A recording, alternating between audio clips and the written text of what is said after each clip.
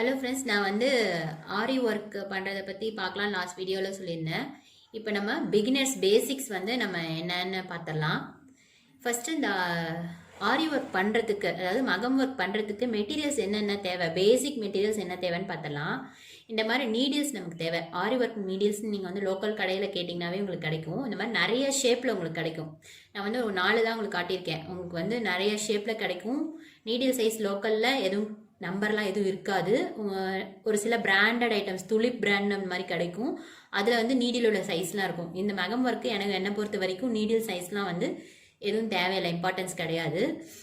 இப்போ நான் உங்களுக்கு ஒரு நீடில் இன்னைக்கு என்ன சொல்ல போகிறேங்கிறத பார்த்தலாம். இப்போ இந்த மாதிரி நீடில் பாருங்கள், இது எப்படி இருக்குன்னு. கொஞ்சம் மெலிசாகி கொஞ்சம் திக்காக இருக்குது. இது என்ன பண்ண போகிறோன்னா,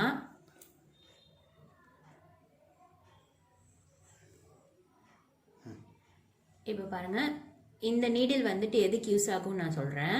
இந்த நீடில் ஆரி ஒர்க், அதாவது த்ரெட் ஒர்க் பண்ணுறதுக்கு யூஸ் ஆகும். ரெடியா?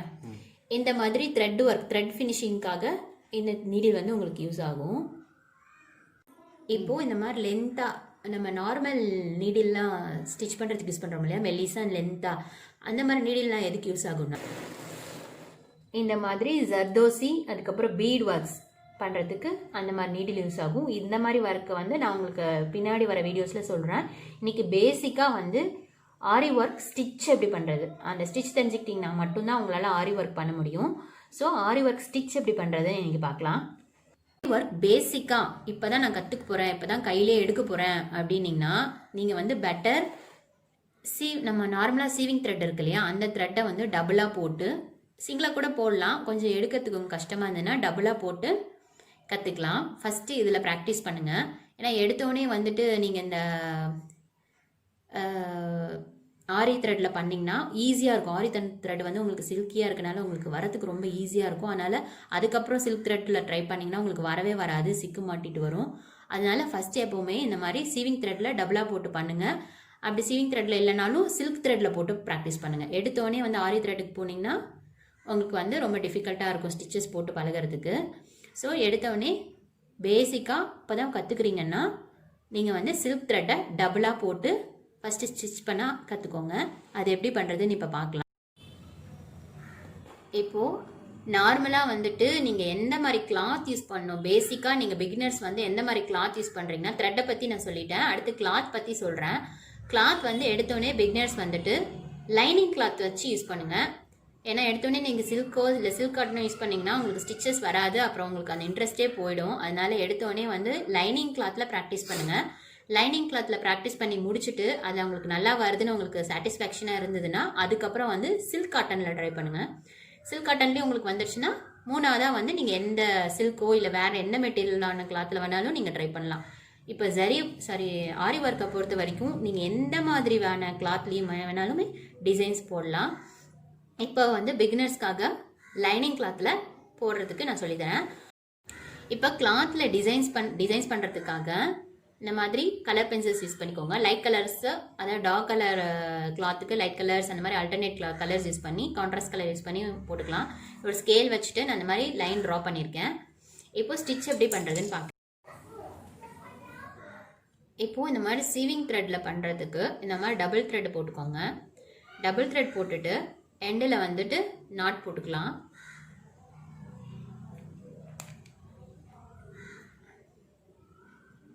எண்டில் இந்த மாதிரி நாட் போட்டுட்டு இப்போது இது அடியில், அதாவது ஸ்டாண்டுக்கு அடியில் இந்த மாதிரி டபுள் லைன் போட்டு நாட் போட்டுட்டு இப்படி மாதிரி விரலை மாட்டி இந்த கட்டை விரலை ஹோல்ட் பண்ணிவிட்டு அடியில், அதாவது இந்த கிளாத்துக்கு அடியில் இந்த மாதிரி ஹோல்ட் பண்ணியிருக்க போகிறீங்க. இப்போ இதுக்கு மேலே உங்களுக்கு கிளாத் வந்துடும். அதுக்கு மேலே நீடில் எப்படி போடுறதுன்னு சொல்கிறேன். இப்போது கிளாத்தில் குத்தி அடியில் நீடில் எப்படி போகணும், இப்படி போய் இந்த மாதிரி மாட்டி இழுக்கணும். மாட்டி இழுக்கும்போது கிளாத்துக்கு மேலே உங்களுக்கு இந்த மாதிரி வரும். இங்கே இந்த சென்டரில் உங்களுக்கு கிளாத் கை உங்களுக்கு டிரான்ஸ்பரண்ட்டாக அடியில் தெரியும்னு நினைக்கிறேன். அதுக்காகவே இந்த கிளாத் இந்த மாதிரி செட் பண்ணியிருக்கேன். அடியில் இந்த கையில் நான் மேலே காட்டின மாதிரி கிளாத்துக்கு அடியில் நான் கை வச்சுருக்கேன். இப்போது இந்த நீடியில் மேலேருந்து இப்போ இந்த லைன் இருக்கு இல்லையா, இந்த லைன் வழியாக நான் கீழே விட்டு மாட்டி மேலே இப்படி இழுத்துட்டேன். பார்த்தீங்களா? இப்போ வந்துருச்சு. மாட்டி இழுக்கும்போது அடியில் இருக்க த்ரெட்டை வந்து ரொம்ப டைட்டாக பிடிக்காதீங்க, அப்போ வராது உங்களுக்கு. ரொம்ப டைட்டாகவும் இல்லாமல் ரொம்ப லூஸாகவும் இல்லாமல் கரெக்டாக பிடிச்சி பதட்டப்படாமல் எடுங்க, ஈஸியாக வந்துடும். பாருங்கள், இப்போ உங்களுக்கு த்ரெட்டு அழகாக வந்துருச்சு. இப்போது உங்களுக்கு தேவையான லிங்க், அந்த செயின் லிங்க் இருக்கு இல்லையா, அது வச்சுட்டு மறுபடியும் இன்சர்ட் பண்ணுறேன். மறுபடியும் இன்சர்ட் பண்ணிவிட்டு ஒரு ரொட்டேட் பண்ணிவிட்டு மேலே இப்படி திருப்பி, அதாவது ஹாஃப் ரொட்டேஷன் நீடில் உங்கள் சைடாக திருப்பி மேலே இழுக்கணும். இப்போ பாருங்கள், நீங்கள் எந்த சைடாக போட்டுட்டு போகிறீங்களோ அந்த சைடில் தான் பண்ணுங்கள். இந்த நீடில் வந்து உங்களுக்கு கொக்கி மாதிரி இருக்கு இல்லையா, அது வந்து இந்த டைரெக்ஷன் இப்படி இருக்குன்னா, இந்த கொக்கி இருக்குல்ல, இப்படி நேராக வச்சுட்டு எந்த டைரெக்ஷனில் போதோ நீங்கள் ஸ்டிச் பண்ணுறீங்களோ அதே டைரெக்ஷனில் போகணும். இப்போ ஒரு அடுத்த ஸ்டிச் போட்டு காட்டிட்டேன். இப்போ அடியில் ஃபஸ்ட்டு ஸ்டிச் போட்டாச்சு, அடுத்து அடியில் எப்படி மாட்டுறதுன்னு உங்களுக்கு காட்டுறேன். இப்போ மறுபடியும் பஞ்ச் பண்ணியாச்சு.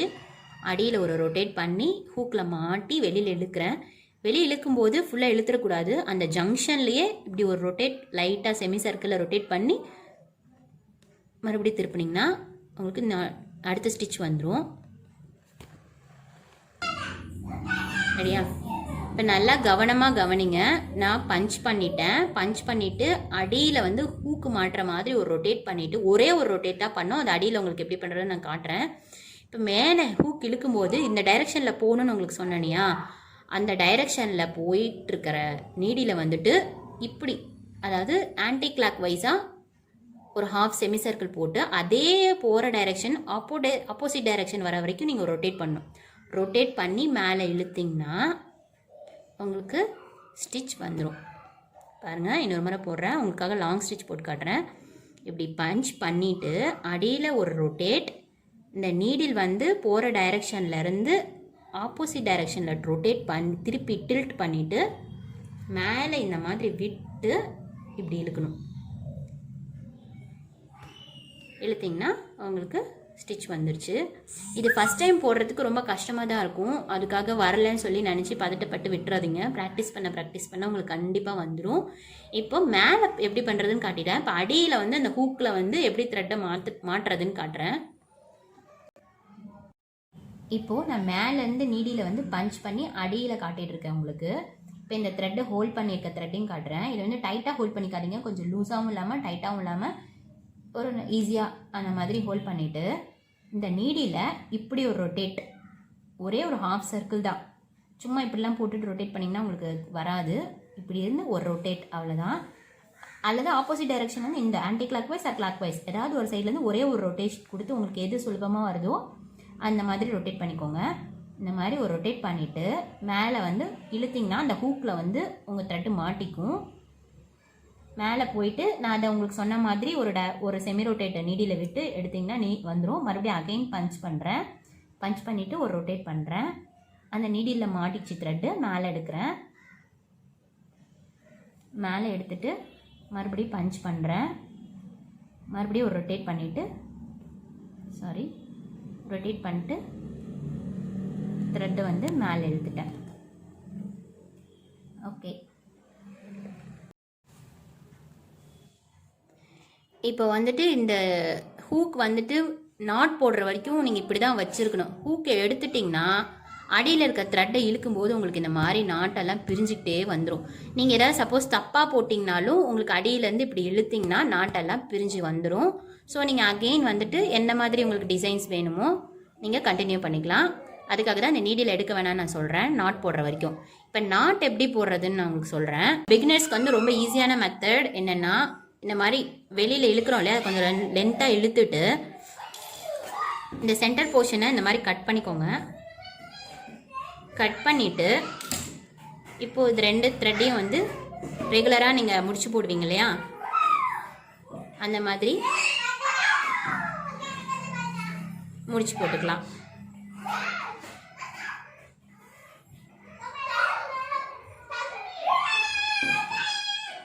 முடிச்சு போட்டு உங்களுக்கு இந்த மாதிரி த்ரெட்டு வெளியில் அசிங்கமாக நீட்டிகிட்டு இருக்கும். அதுக்கு என்ன பண்ணணும்னா, அடியில் நீடியில் விட்டு, இப்போ மேலே விடுற நீடியில் அடியில் விட்டுட்டு இப்போ இந்த த்ரெட்டை பிடிச்சிட்டு இந்த த்ரெட்டில் மாட்டி அடியில் இழுத்துக்கிட்டிங்கன்னா இந்த எக்ஸ்ட்ரா இருக்கிறதுலாம் உங்களுக்கு வந்து உள்ளே போயிடும். பார்த்தீங்களா, இப்படி போயிடுச்சு. இதே மாதிரி இந்த எக்ஸ்ட்ராவும் உள்ளே நீங்கள் அந்த மாதிரி இழுத்துக்கலாம். இது ஒரு மெத்தடு. இப்போது அடுத்த மெத்தட், நீங்கள் வந்து ஃபஸ்ட்டு காட்டின மெத்தடை வந்து சும்மா உங்களுக்கு வரலன்னா ப்ராக்டிஸ்க்காக பண்ணிக்கோங்க. ஆனால் இந்த நாட்டை வந்துட்டு நீங்கள் ரெகுலராக ப்ராக்டிஸ் பண்ணிட்டீங்கன்னா ஆரி ஒர்க்குக்கு இதுதான் வந்து நாட்டு. நீங்கள் இப்போ இருந்தே ஸ்டார்டிங்லேருந்தே இதை ப்ராக்டிஸ் பண்ணிட்டீங்கன்னா உங்களுக்கு போட போட ரொம்ப ஈஸியாக வந்துடும். அது எப்படி போடணும்னு சொல்கிறேன். இப்போ ஒரு த்ரெட்டை வந்து கொஞ்சம் நாட் போடுறதுக்கு முன்னாடி இருக்க லிங்கை வந்து இந்த மாதிரி பெருசாக எடுத்து பஞ்ச் பண்ணிவிட்டு இப்போ அடியில் ரொட்டேட் பண்ணி மேலே இழுத்துட்டு இப்போ இந்த டைரெக்ஷனில் உங்களுக்கு நீடில் போகுது இல்லையா, அதை அப்படியே பின்னாடி ரொட்டேட் பண்ணி இங்கே செகண்ட் லிங்க்கில் இருக்க அதுக்கு முன்னாடி இருக்க லிங்க்கில் இருக்க த்ரெட்டுக்கு நடுவில் விட்டு ஒரு சைடு த்ரெட்டை மட்டும் இந்த மாதிரி மாட்டி இழுக்கணும். உங்களுக்கு புரியணுங்கிறதுக்காக நான் இந்த கையும் யூஸ் பண்ணுறேன். பார்த்தீங்களா, மேலே இருக்கு இல்லையா, இது அடியில் இருக்கிறத மாட்டி இழுத்துட்டு மேலே இருக்கிறத வந்துட்டு இப்போ நீடிலுக்கு அடியில் கொண்டு போகணும். அடியில் கொண்டு போயிட்டு அடியில் இருக்க த்ரெட்டை வந்து பிடிச்சி இழுக்கணும். நீங்கள் நல்லா டைட்டாக பிடிச்சி இழுத்திங்கன்னா உங்களுக்கு நாட் விழுந்துடும். இப்போ நீடில் இந்த மாதிரி வெளியில் எடுத்துடலாம். இப்போ நாட் விழுந்துருச்சு பாருங்கள். பெருசாக நாட் இருந்தாலும் மேலே இருக்குது அசிங்கமாக இருக்குன்னு கவலைப்பட வேணாம். நீங்கள் உள்ளே பிடிச்சி இழுத்திங்கன்னா நாட் வந்து கீழே போயிடும். சொன்ன இந்த நாட்டையே நீங்கள் வந்து ப்ராக்டிஸ் பண்ணிகிட்டே இருங்க. ஆரம்பத்துலேருந்து போடும்போதே கற்றுக்கும் போதே இந்த மாதிரி நாட் போட்டு கற்றுக்கோங்க. அப்போ தான் உங்களுக்கு வந்து கடைசியாக போக போக ஈஸியாக வரும். இப்போ இந்த த்ரெட்டு வந்துட்டு டபுள் லைனாக போடுறனால நீங்கள் சேம் ஆரஞ்சு கலரில் இந்த மாதிரி எண்டில் பிடிச்சி ரெண்டையும் முடிச்சு போட்டு பண்ணலாம். இல்லை நீங்கள் ப்ராக்டிஸ் பண்ணும்போது 2 த்ரெட் யூஸ் பண்ண வேணாம்னு நினச்சிங்கன்னா இந்த மாதிரி டபுளாக பிடிச்சி கொஞ்சம் லென்த் எவ்வளோ லென்த் விடணுமோ, ஒரு லென்த் வந்து த்ரெட்டில் இருக்கும், இன்னொரு லென்த் வந்து ஃப்ரீ ஹேண்டாக இருக்கும். அந்த மாதிரி கொஞ்சம் நீங்கள் நார்மல் ஸ்டிச் கிஸ் பண்ணுற மாதிரி கொஞ்சம் நூல் விட்டு இந்த இடத்துல நாட் போட்டு நீங்கள் யூஸ் பண்ணிக்கலாம்.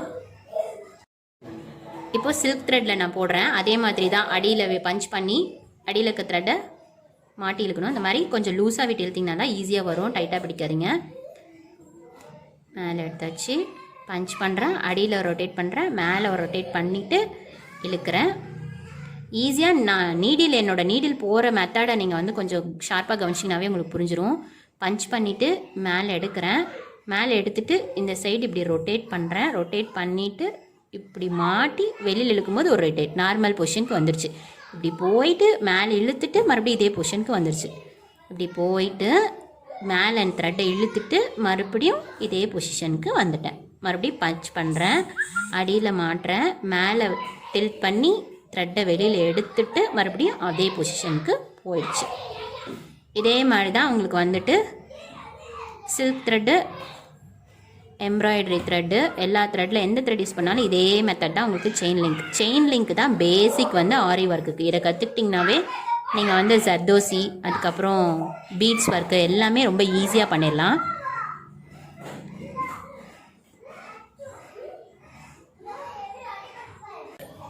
எல்லா த்ரெட்டும் ஸ்டார்ட் பண்ணுறதுக்கு முன்னாடி நம்ம ரெகுலராக ஸ்டிச்சஸ்க்கு அடியில் நாட் போடுவோம்ல, அது மாதிரி போட்டு தான் வந்து நீங்கள் ஸ்டார்ட் பண்ணணும். சரி, இப்போ வந்து ஆரி த்ரெட்டில் எப்படி பண்ணுறதுன்னு பார்க்கலாம். முடிச்சு போட்டு இந்த மாதிரி மேலே இழுத்துட்டு சேம் மெத்தட் தான் உங்களுக்கு. ஆனால் ஆரி த்ரெட்டில் பண்ணும்போது ரொம்ப ஈஸியாக உங்களுக்கு வரும். இந்த மெட்டீரியல்லாம் என்ன மாதிரி வாங்கணும் அப்படின்றத நான் உங்களுக்கு சொல்கிறேன் அடுத்த வீடியோவில். இந்த மாதிரி தான் உங்களுக்கு வந்து ஸ்டிச் போடணும். நீங்கள் ஃபஸ்ட்டு ஸ்டிச்சிங் த்ரெட்டில் தான் பழக போகிறீங்கிறதுனால நீங்கள் அதில் பழகிட்டு இருங்க. நான் அதுக்குள்ளே உங்களுக்கு வந்து நெக்ஸ்ட் வீடியோவில் எந்த மாதிரி மெட்டீரியல்ஸ் எப்படி பார்த்து வாங்கணுன்னு சொல்கிறேன். பாருங்கள், இப்போ அதில் ஸ்டிச் போட்டு காட்டுறேன். நாட் போட்டு காட்டுறேன். இப்போது இந்த மாதிரி வெளியில் இந்த மாதிரி பின்னாடி வந்து முன்னாடி இருக்க லிங்கில் சென்டரில் விட்டு மாட்டி இழுத்துட்டு இப்போ மேலே இருக்கிறத அடியில் போடணும். போயிட்டா இந்த அடியில் இருக்க லிங்க்கு த்ரெட் மட்டும்தான் மேலே இருக்குது பாருங்கள். லாஸ்ட் லிங்கோட இது வந்து அடியில் போயிடுச்சு. இப்போது கீழே இருக்க த்ரெட்டை பிடிச்சி நல்லா டைட்டாக இழுத்திங்கன்னா நாட் விழுந்துடும். ஹுக் எடுத்துகிட்டு இழுத்திங்கனாலும் உங்களுக்கு பிரியாது. நாட்டு விழுந்துருச்சு பாருங்கள். அவ்வளோதான். நாட்டும் ஸ்டிச்சும் இன்றைக்கி சொல்லி கொடுத்துட்டேன். இதை நல்லா ப்ராக்டிஸ் பண்ணுங்கள். நான் அடுத்து என்னென்ன மெட்டீரியல்லாம் வாங்கணுன்னு உங்களுக்கு எக்ஸ்பிளைன் பண்ணுறேன்.